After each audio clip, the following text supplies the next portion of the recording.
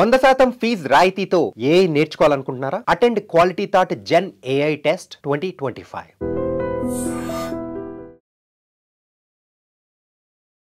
Hi hello నమస్తే, welcome back to iDream media. ఈరోజు మనతో ఉన్నారు సర్టిఫైడ్ ఫైనాన్షియల్ ప్లానర్ అయిన మాధవిరెడ్డి గారు. మ్యామ్తో మాట్లాడుతాం మార్కెట్స్ గురించి. Hi ma'am. హలో అండి. మేము ఒకసారి మార్కెట్స్ అయితే పాజిటివ్గానే కనిపిస్తున్నాయి. సో నిఫ్టీ 50 244 పాయింట్స్ రైజ్తో 23,494 దగ్గర, సెన్సెక్స్ 680 పాయింట్స్తో 77,440 దగ్గర, బ్యాంక్ నిఫ్టీ వచ్చేసి 177 పాయింట్స్తో 49,489 దగ్గర, ఐటీ నిఫ్టీ 236 పాయింట్స్ రైజ్తో 42,662 దగ్గర, ఇక స్మాల్ క్యాప్ వచ్చేసి బిఎస్సి 781 పాయింట్స్ రైజ్తో 49,841 దగ్గర ఉన్నాయి. యా షూర్ అండి. సో మనకి బడ్జెట్ ఎక్స్పెక్టేషన్స్తో కొంచెం పాజిటివ్గానే మార్కెట్స్ స్టార్ట్ అయ్యాయి అని చెప్పొచ్చు.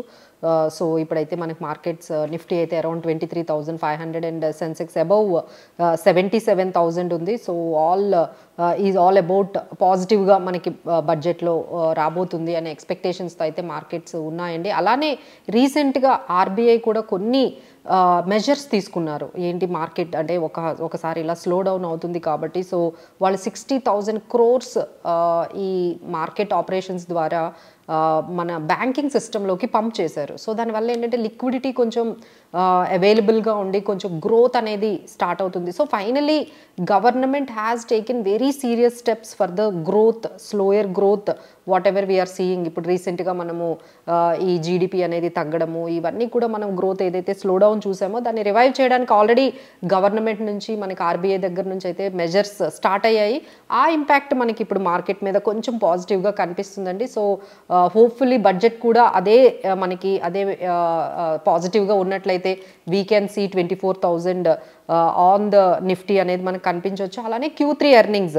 సో ద మేజర్ డ్రాబ్యాక్ మార్కెట్స్ని ఇంత వెనక్కి అంటే ఆల్మోస్ట్ హైస్ నుంచి ఒక 12% వరకు నిఫ్టీ కరెక్ట్ అయింది అంటే బికాస్ ఆఫ్ Q3 ఎర్నింగ్స్ కొంచెం డౌన్ గ్రేడెడ్గా కొన్ని కంపెనీస్ వచ్చాయండి. Still it is going on. అంటే ఇక మంచి బెస్ట్ రిజల్ట్స్ ఇచ్చిన కంపెనీస్ అయితే మనకి Hitachi, Jupiter, KPIT, Olectra, Indian Bank, ఇలాంటి MCX, GMR airport, Tejas network ఇవి కొంచెం పాజిటివ్గా ఇస్తే అలానే మనకి కొన్ని నెగిటివ్ రిజల్ట్స్ కూడా వచ్చాయండి. Like especially Tata Motors, JK Paper, Voltas, Motilal Oswal, Ambuja Cements, UTI, AMC, Exide, JM Financials, ఇలా ఏంటంటే కొన్ని కంపెనీస్ పాజిటివ్గా ఇచ్చాయి, కొన్ని కంపెనీస్ కొంచెం డిసప్పాయింట్ చేశాయి.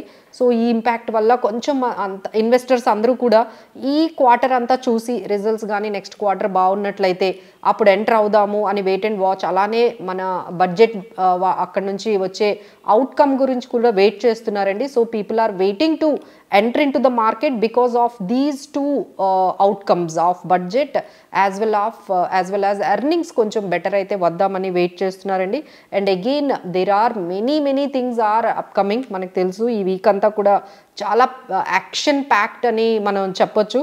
And budget being the game changer budget అని మనం వెయిట్ చేస్తూ ఉన్నాము. Let's hope so. She's giving a budget speech for almost 8th time ఈ 2025లో 8th టైం తను ఇస్తుంది. దట్ ఈస్ వెరీ ఛాలెంజింగ్ అండి. ఎందుకంటే ఒకవైపు కన్జంప్షన్ తగ్గింది, ఇన్ఫ్లేషన్ పెరిగింది, ఇంట్రెస్ట్ రేట్స్ తగ్గలేదు, ఎఫ్ఐఐ సెల్లింగ్ అవుతుంది, అలానే మనకి రూపీ కూడా డౌన్వర్డ్ అవుతుంది. So many challenges are there.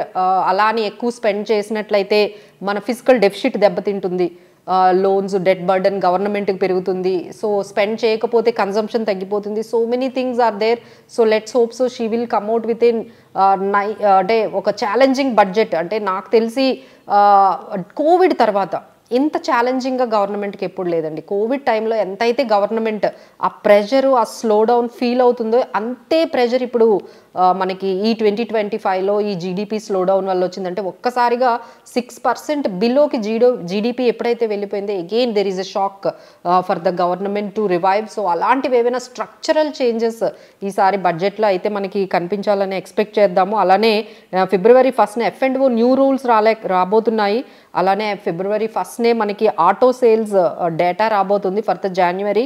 And Trump tariffs కూడా మనకి February 1st నుండి స్టార్ట్ అవుతున్నాయి. సో ఫైనల్లీ ఆయన కొలంబియా మీద ఆల్రెడీ స్టార్ట్ చేశారు. అలానే ఇప్పుడు ఇండియా మీద కూడా, India and as well as China and Russia so these are all his కంట్రీస్లో బ్రిక్స్ కంట్రీస్ మీద ఆయన చాలా ఫోకస్ చేసినట్టున్నారు. సో టారిఫ్స్ మీద అయితే so that is also is coming on February 1 నుంచి ఆయన టారిఫ్ ట్రెండ్ అనేది మనకి స్టార్ట్ అవబోతుంది. అలానే Feb 7న మనకి RBI మానిటరీ పాలసీ కూడా వస్తుంది. So these are all things ఏంటంటే ఈ వీక్ అంతా కూడా నెక్స్ట్ వీక్ అంతా కూడా కొంచెం market volatility up and down బాగా ఉంటుందండి.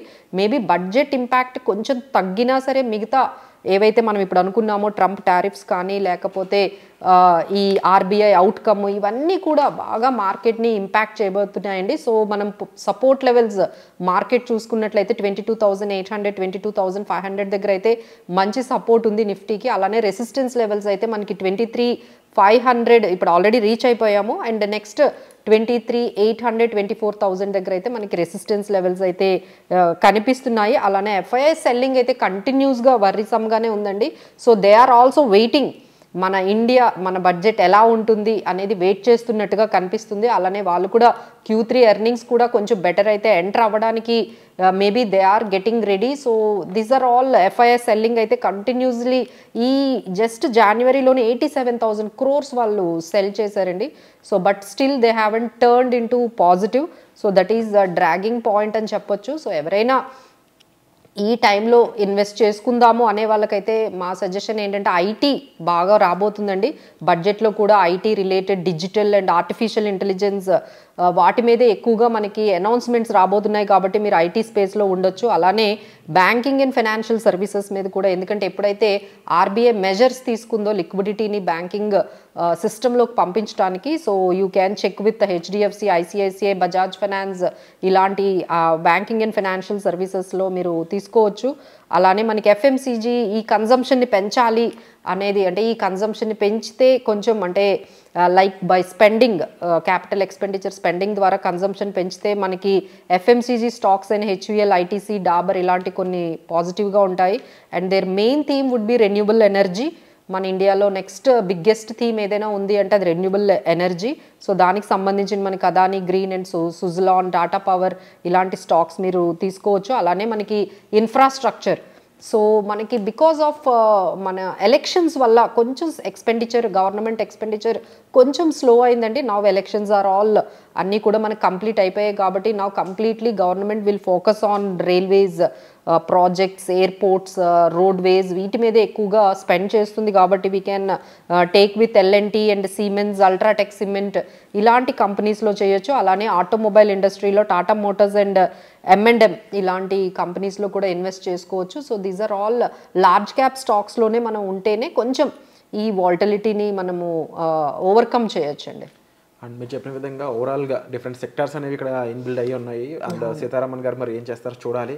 అండ్ డెఫినెట్లీ టాక్సేషన్ సంబంధించిన అప్డేట్స్ కూడా ఇంకా తీసుకోవాల్సి ఉంది. అసలు ఏం జరుగుతుంది, 15 lakh వరకు ఇన్కమ్ అని న్యూ రెజ్యూమ్ అంటున్నారు.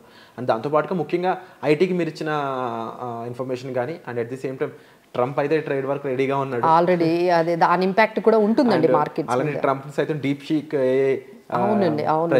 ఇదే అంటే US మార్కెట్స్ కూడా ఒక రకంగా అంటే FD అంటే వాళ్ళు ఏమనుకున్నారంటే ఫెడ్ రేట్ కట్ ఉంటుంది అనుకున్నారండి. But Powell is very clear, మేమైతే కన్ఫామ్గా ఇప్పుడైతే ఇంత తొందరగా ఫెడ్ రేట్ కట్ అయితే మేము చెయ్యము, ఎందుకంటే ఇన్ఫ్లేషన్ ఫర్మ్గా ఉంది, ఎకానమీ కూడా బాగుంది, ఇప్పుడు ఎందుకు మేము ఫెడ్ రేట్ కట్ చేస్తామని చెప్పి ఆయన ఆగారు. సో ట్రంప్ ఏమో is insisting to rate cut, fed rate cut చేయాలని. ఒకవైపు China deep seek is challenging and eye opener to the IT industry of US. అందరికీ కూడా ఒక్కసారి షాక్ లాగా వాళ్ళు కూడా జస్ట్ ఏంటి ఇంత తక్కువ టైంలోనే ఇంత తక్కువ స్పెండింగ్తోనే వాళ్ళు ఇంత మంచి యాప్తోని రాగలిగారు. సో వాళ్ళ మీద ఇంకొంచెం రివర్స్గా చైనా మీద ఎక్కువ టారిఫ్స్ ఉన్నా ఆశ్చర్యపోవక్కర్లేదు. So many things are happening అండి బికాస్ ఆఫ్ గ్లోబల్గా కూడా చాలా చేంజెస్ ఉన్నాయి, మన డొమెస్టిక్గా చాలా ఈవెంట్స్ ఉన్నాయి, అన్నీ కూడా మార్కెట్స్ మీద కొంచెం వాల్టిలిటీ అయితే ఉంటుంది.